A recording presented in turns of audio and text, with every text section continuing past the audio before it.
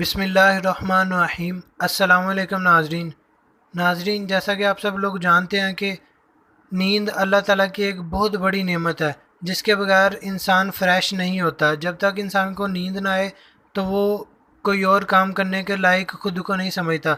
तो नाजरीन, आज हम आपको इस वीडियो में बताएंगे कि जिन लोगों को नींद नहीं आती तो वो अपने घर में मौजूद चीज़ों से क्या नुस्खा बनाएं और लगाएं। नाजरीन, अक्सर लोगों को बेख्वाबी की शिकायत रहती है। इन्हें चाहिए कि हर 15 दिन बाद सर पर मेहंदी का लेप कर लिया करें। नाजरीन, तेल में मेहंदी के फूल डालकर इन्हें खूब पकाएं और फिर इसे सर पर लगाएं।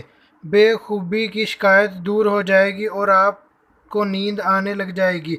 नाजरीन, इसके अलावा अगर मेहंदी के फूल बहुत ज़्यादा मिकदार में मिल जाएं तो इनका एक तकिया बना लें और इस पर सर रख कर सोने से भी बेख्वाबी की शिकायत दूर हो जाएगी और आपको नींद आने लग जाएगी, जिससे आप खुद को तरोताज़ा महसूस करेंगे।